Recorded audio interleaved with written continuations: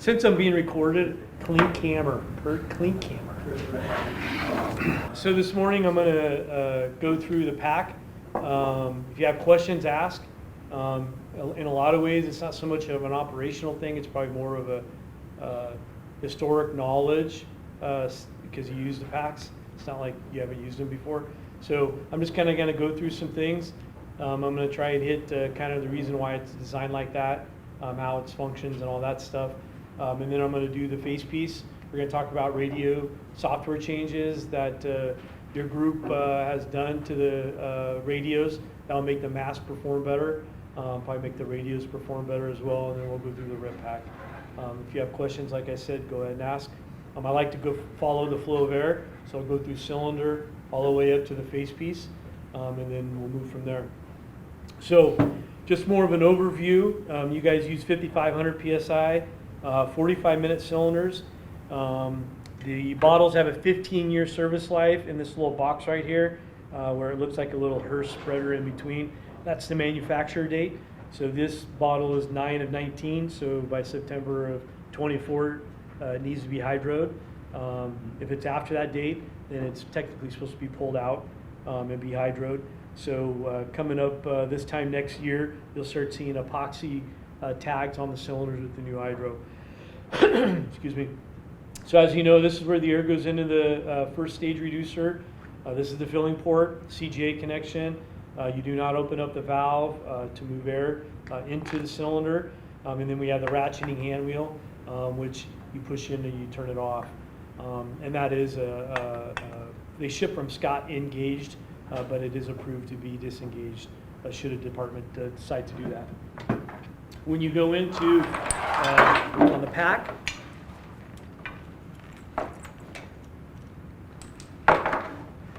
this is the reducer. This is what reduces the air from the 5,500 PSI down to breathable air. And so the thing that's unique about Scott has a redundant reducer. They call it a dual redundant reducer. There's two separate pistons.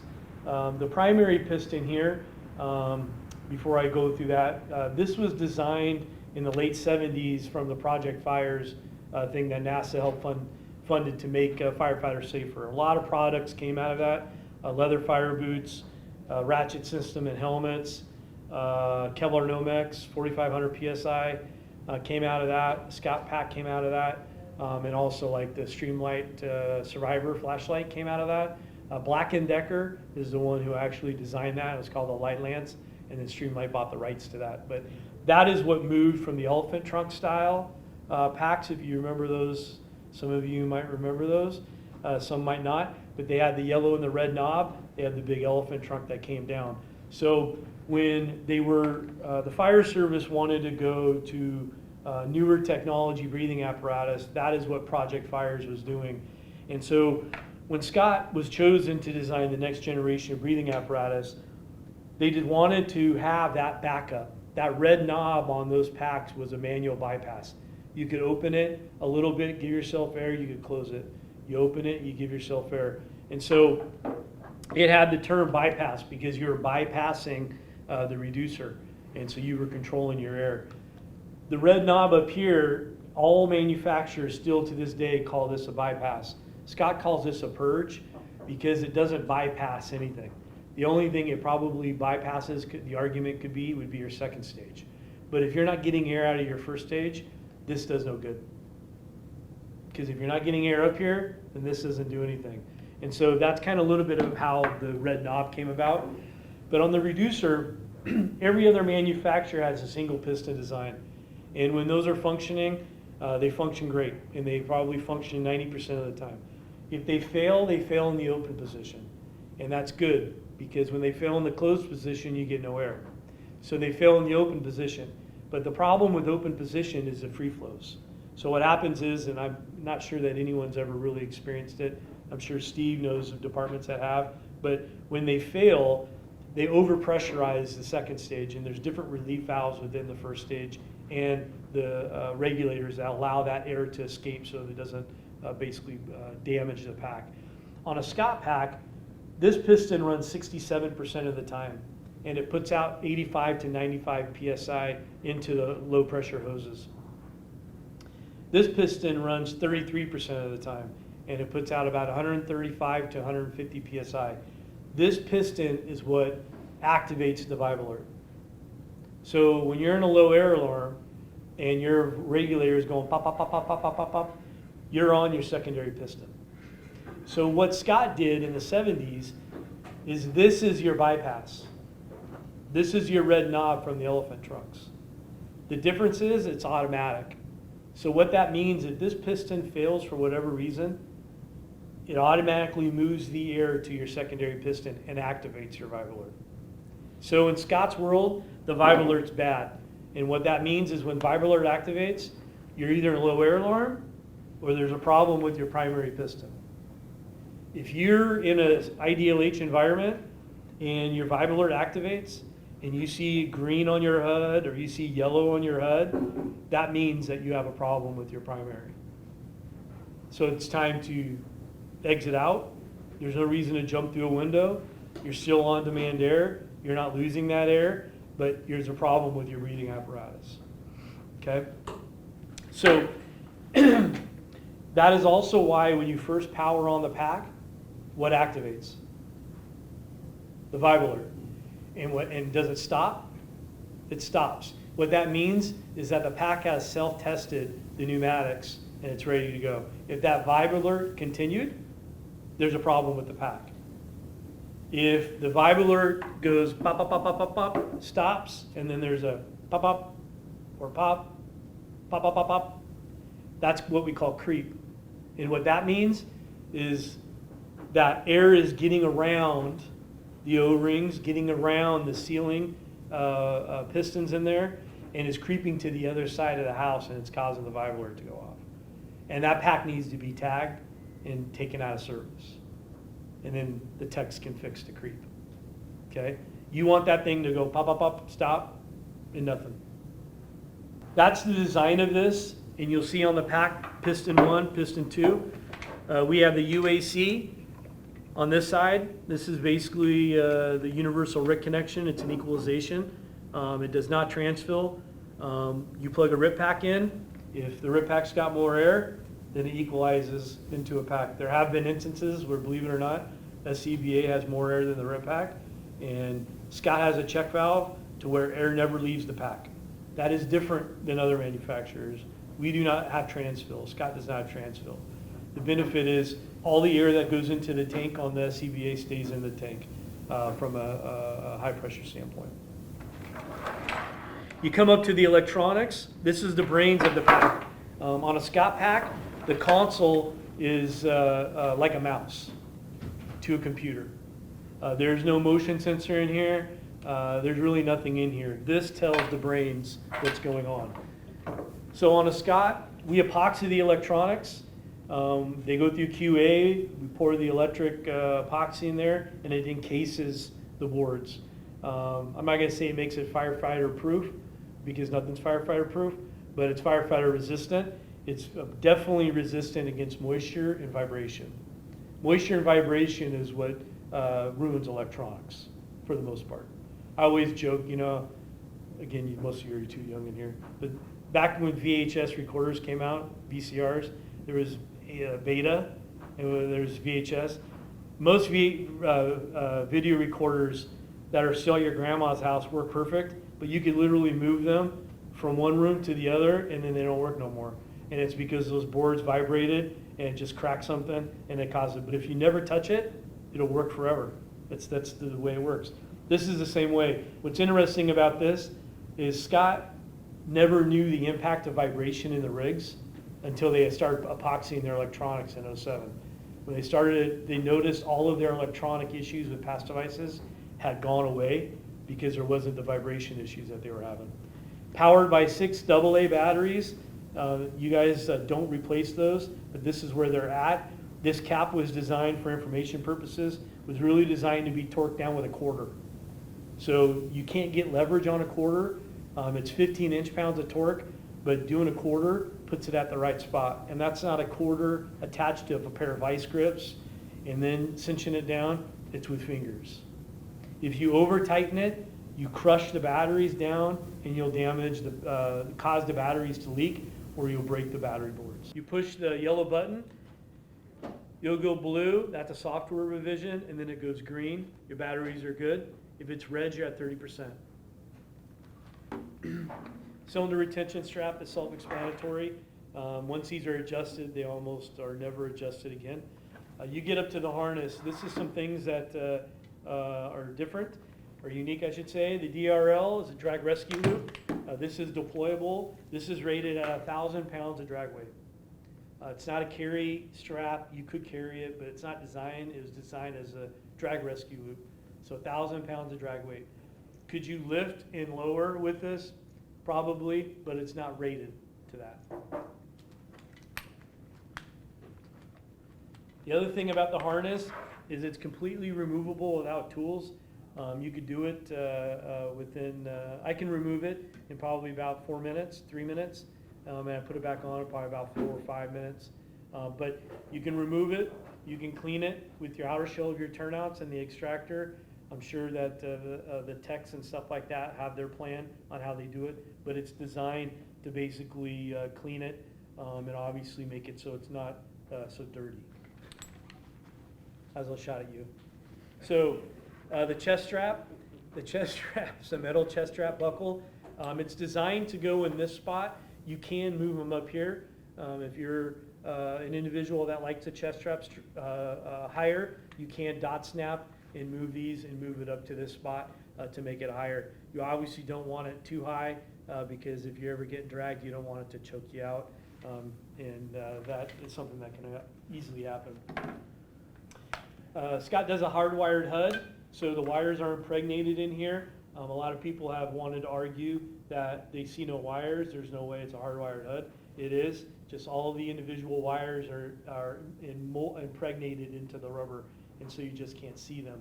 They're not wound together and run up the side. This quick connect, basically this collar part here is part of NFPA requirement. In the past, they had it to where people would, firefighters I should say, would connect to get air but not engage the HUD. And so now they made it to where you can't do that. Now when you connect to get air, you get the HUD activation. This is what we call a rectus fitting. This is the new 2018 requirement, which I'll talk about on the buddy breathing side. But this fitting is universal across manufacturer and pressure. So you can take the buddy breather and you can connect it to an MSA pack or a Draeger pack if they're 18 compliant. The regulator, we have purge here, obviously releases the air to turn the pass device off. You also have the ability to, if you feel you're not getting enough air, you can open it up in free flow. I would not recommend that you get in the habit of running it like this because the air is coming from the tank. This doesn't come from a reserve tank or anything like that, so you're just wasting air. So use that wisely. The lights, you know that you have an external HUD light here, goes green, yellow, red, based on your air level. On the HUDs, you'll see your air level lights over here. You may not know that that red circle, when you first turn it on, that's on your far right, that's the low battery light. If a red steady light comes on, that means you're below the 30%. If you're in an IDLH, you will run out of air before you'll run out of power. So there's no reason to panic. You just finish what you're doing, but that pack will have to be tagged to have the batteries replaced when you come out. If it's a flashing red, obviously that's the HUD light.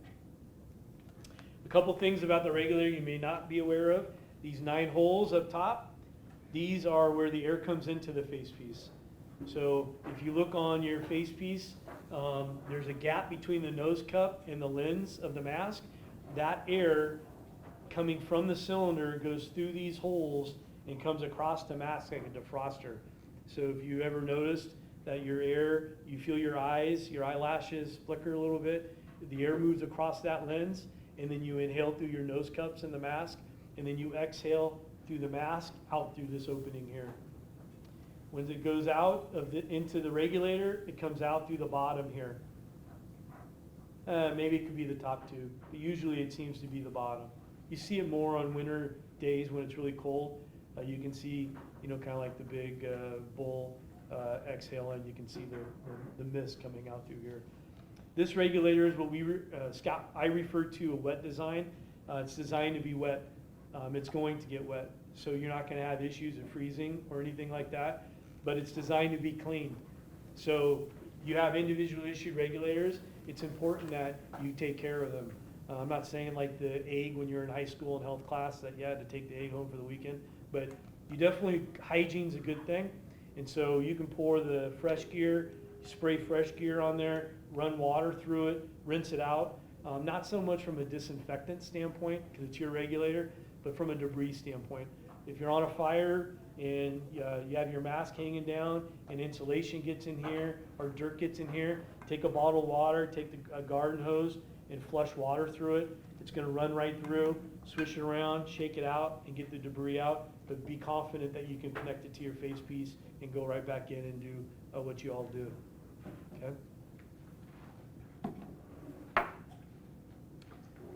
Okay. Console. This is the X3 Pro console. You guys have the telemetry unit, our system, and this is the gray button is the withdrawal button. Scott refers to it as the withdrawal button. Your red is your manual firefighter down button, and so that's obviously you push an emergency. Your yellow button will reset pass.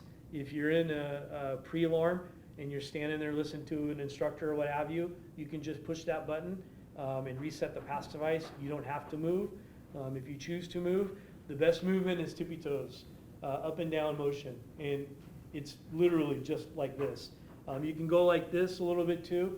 It used to be, if you've ever worn an older Scott, it used to be side to side. You would see firefighters rock like this, or they twerk, or they do something like that. But now it's up down, and they changed that in the 13 standard because there were some customers that were talking about being on ladders, trying to do a side to side versus just simply going up and down. And so it's not, you don't have to jump or anything like that. You can just simply just do your tippy toes, and it resets the pass. But this is also your battery check and also how you turn the pass device off. On the buddy breather, this is the UEBSS. These are 18 compliant packs. And so these have the rectus fitting. So these fittings are just like the UAC. The UAC is a universal air connection or rapid intervention connection. But that design back in 2002 was to make it universal across all manufacturers and all pressures. So you can connect a 5,500 PSI rib pack to a 4,500 PSI pack. Okay, that's the design of it. This is the same concept, but on the low pressure side. So when you connect two packs together, you're sharing air basically. In easy conversation, you're sharing it. You're not moving it from one tank to another tank. When you disconnect, you don't have air. When you connect, you have air. So these fittings are universal across manufacturer and pressure. So you can take this and connect it to an MSA, a Draeger, or an Interspiro pack, if they have this option. The interesting part is that NFPA requires these fittings, but they don't require this option. So this option is still optional to be NFPA compliant. What's unique about this is you're in the front row, unfortunately for you. So if he's in low air alarm, and I connect to his pack, and his vibe alert is going off, we are breathing off his cylinder. Does anyone know why? Because remember when we were talking about the output pressures of these pistons? This one runs 67% of the time. So when you're not in low air alarm and you're running 85 to 95 PSI, this piston powers the vibe alert, and you're running 135 to 150 PSI output. So who wins the battle between 95 and 150 PSI? The 155. So what happens is it runs through his hose, through this connection, goes in here and closes the check valve. So if I'm dragging him out, which you wouldn't make it, because I wouldn't make it. So I probably would just say, I'm not going to get you. So, I mean, I watched Chicago Fire last night, and they do some pretty crazy rescues, so I guess I could do that. So anyway, so I'm dragging him out for conversation's sake, and his vibe alert stops. What's that mean?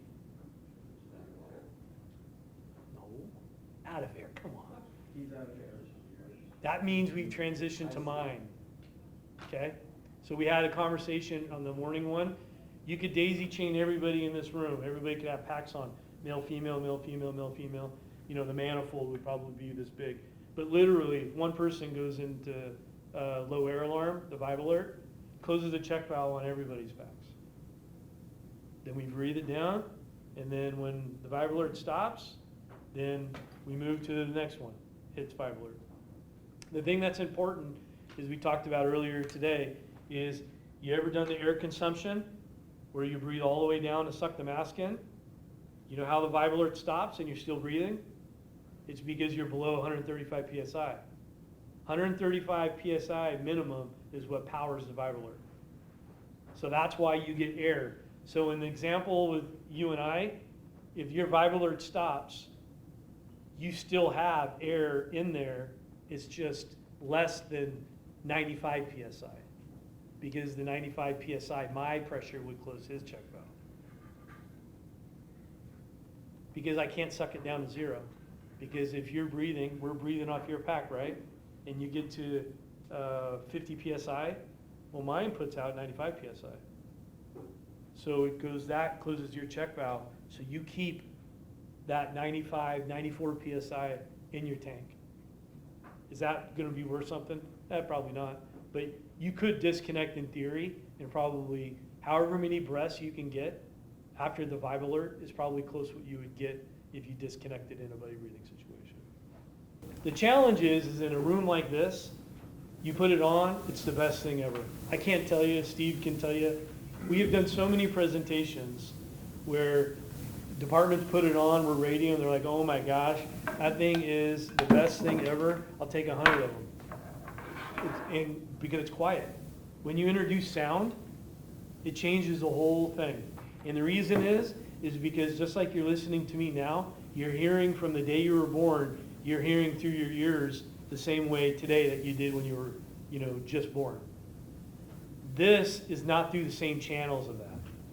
So what happens is that when you introduce sound and it's louder, your mind goes to that louder sound. And that's what you hear. So it's important to train your brain on how to hear with bone conduction. Some people pick it up, some people love it, some people don't love it, some people don't have an opinion on it.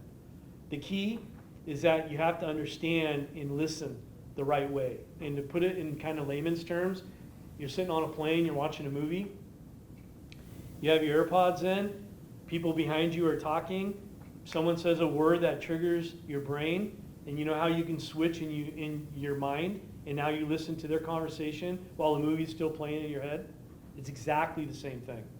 Or you have all your friends over, you're watching a football game, you got kids over here, the wives over here, your buddies over here talking about hunting, whatever, and you're listening to the commentator, talk about how DK is a baby, and literally you hear your wife say your name, and then you switch your head. That's exactly what you have to do.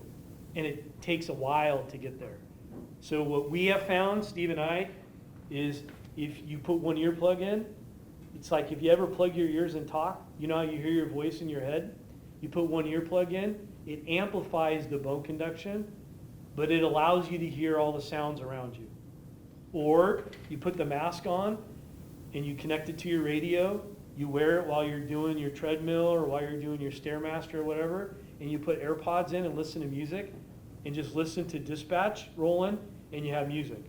Because it sounds like it's not that big of a deal, but when you do it for 15, 20 minutes, you will notice that you can pick and choose what you're listening to.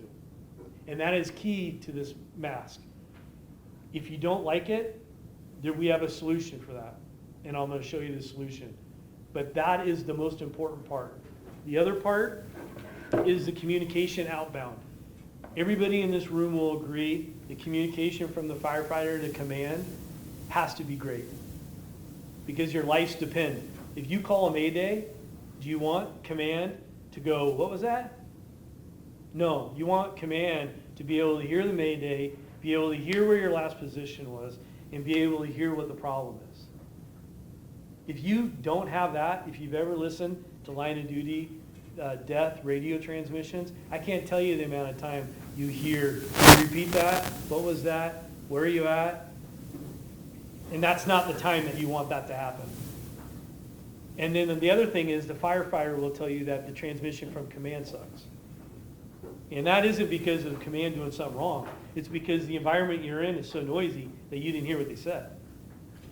So with this mask, we have the battery you know about, we have the on-off button. So when you come out, change your muscle memory and change your tactic to just turn this mask off.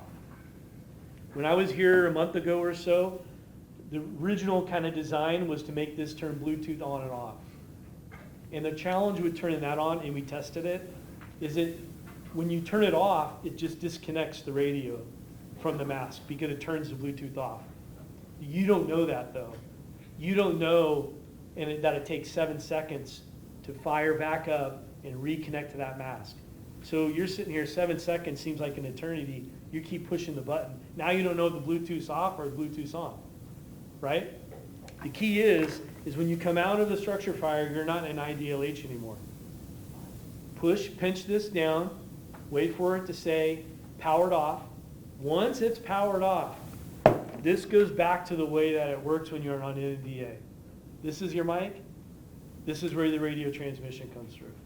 If you have to go back in, you turn the mask on, you put it on. Once you turn it on, it connects to the radio. Once you see that blue light up here on the left side, that's how you know you're connected. And it will tell you you're connected at that. Okay? When you're connected, inside the mask, you see I almost walked away again? See how I was going to do that? And if you look inside your mask in the nose cup, there's a tube there. That's the mic. It's right in front of your mouth. You don't have to yell. You talk. You don't want to whisper. But you want to have a prominent voice, maybe not yelling. That is where the mic is. That mic is functioning all the time. It doesn't matter what button you push. I shouldn't say that. It doesn't matter the button I'm going to show you. Pushing that doesn't impact anything. That mask is, when it's connected to the mask, when the radio is connected to the mask, that mic is always functioning. Every time you push the PTT, it triggers the mic. You don't have to put the radio up here to the mask, none of that. You just push it and you just talk. Okay? The thing that's important about the way the mic is positioned, and I challenge you all, is hear what it sounds like on the other side. Go into a room with a compressor, a small room, and turn your pass device off in radio. You will be amazed. You will not, the other end of the communication will not hear the pass device. The vibe alert goes tick, tick, tick, tick, tick, tick. So you can hear the vibe alert, but it's not bop, bop, bop, bop, bop, bop, bop. It's tick, tick, tick, tick, tick. And what that is because that mask insulates all that outside sound, and it makes it so where all you hear on the radio is the voice. And again, when you're calling a Mayday, you want that crystal clear. So when you're connected to the radio, the communication from firefighter to command is not different. Doesn't matter what you do, as long as you're connected to the radio, that always functions the same. Copy? Now, receiving communications from command. The way that this mask is designed is bone conduction. What your radio individuals have done is this button here now turns the bone conduction off or turns the bone conduction on. So if you don't like the bone conduction or you can't hear what's going on with the bone conduction, you push this and the mic still functions the same, but the radio traffic from command comes through your lapel mic, which is no different than what you were doing before this mask came into your hands. So if you want to turn the volume all the way up and you want to put it right here, you can do that. Right when it pairs, you're going to have to do that every time. If you don't like bone conduction, every time it pairs, it's going to pair in a standard configuration, which is going to be bone conductions live. Okay? So what happens is this the same radio? Yeah.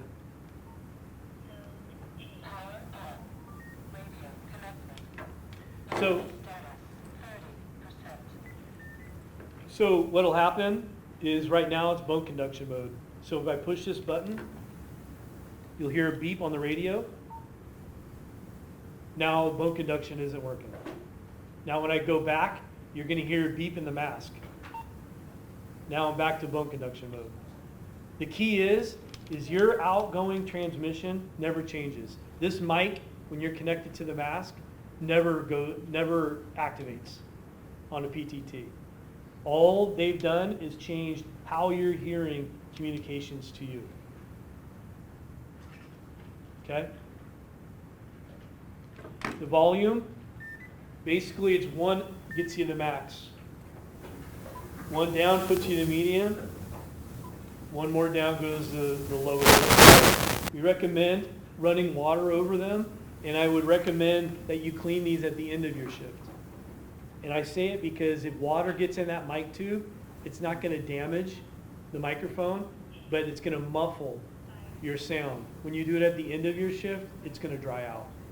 It's also angled that you can flick it. You can just flick it and that will pull the water out.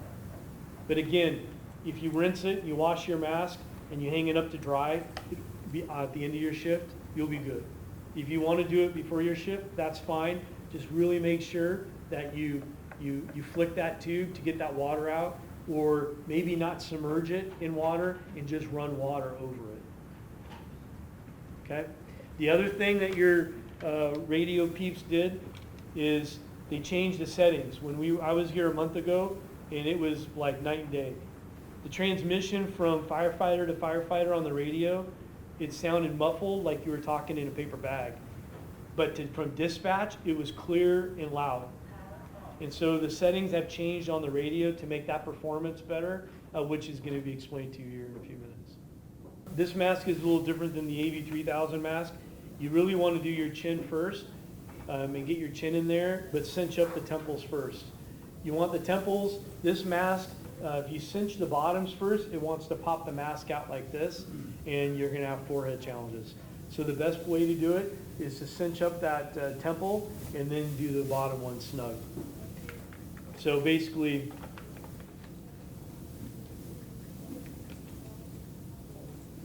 just like that. The other thing is you don't need to go like this, because what that does is if you have to cinch that tight, that means you've lost elasticity in these. You want it's like underwear.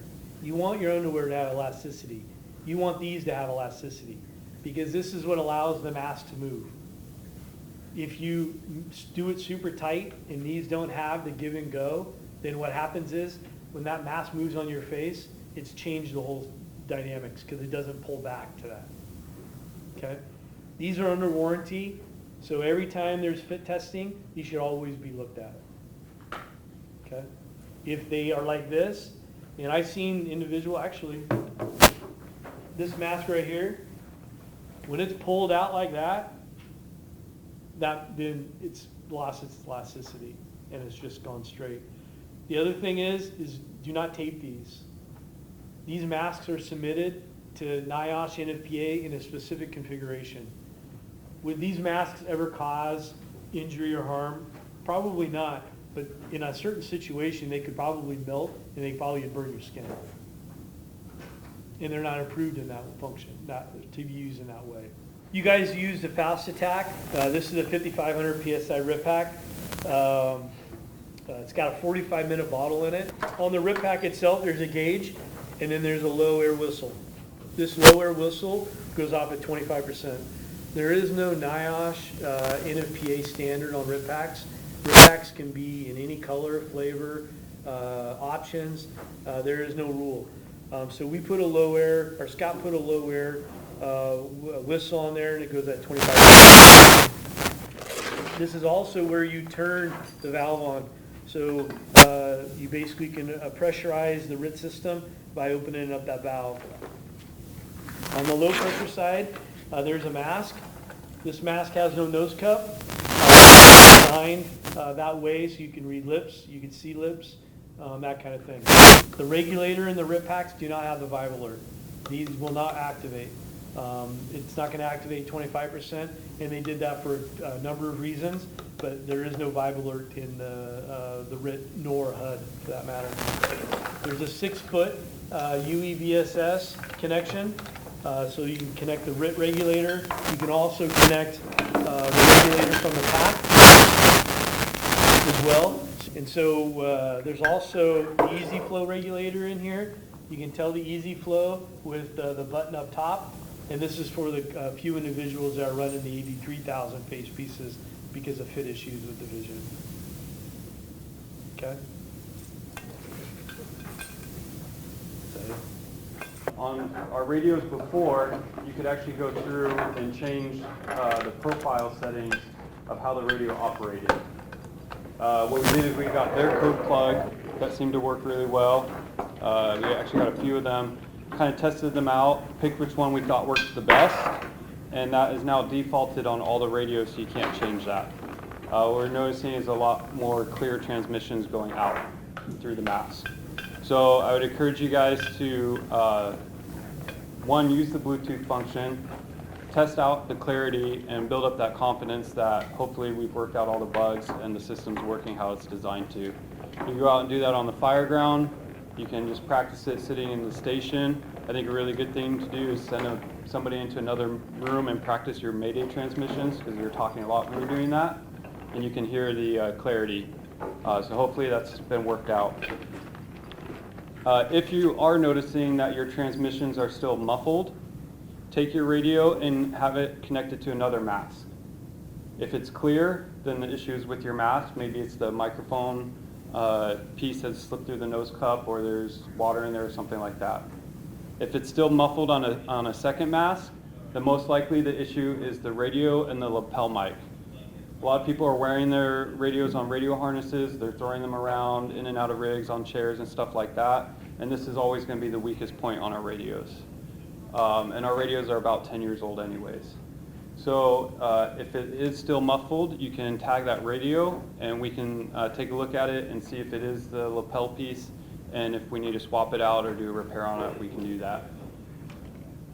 With that, you have 3 radio techs now. I'm on C shift. You have Savados on A shift and Shernock on B shift. So if there is a problem with the radio and you tag it, there should be somebody on shift. If it's, like I said, a weak point like the lapel mic, or these buttons break frequently, we can do those repairs pretty quickly. Otherwise, we can look at getting a replacement radio while we get it fixed. So really encourage you to practice that. Practice that, like Kirk was showing, the pinching, and then taking it off as soon as you exit the environment and shutting it off. So hopefully that solved most of our radio and transmission problems. Another thing is we've updated the radio banks. So this sheet is now on all the rigs in the officer binder or near the officer binder. So if you get told you're on a brush fire and you get told to go to RedNet, does anyone know what RedNet is? Exactly. T13. Bingo. So You just remember that, Charles. Well, my plane. So these are on all the rigs, so you can reference those. Yes. Another thing I was just thinking about is when we do our simplex bridge, so we're in a structure and we're bonking and we're told to go to simplex. Anyone know how to go to simplex 1? Go to Mayday and go to 1 back, and it was purposely designed for that. So you don't even have to look at the radio. You just reach down, click it all the way over, you hear Mayday, go 1 back, you're now on your simplex channel. Cool? Any questions with any of that? Good, so please practice, build that confidence in the system that it's now working like it was designed to work.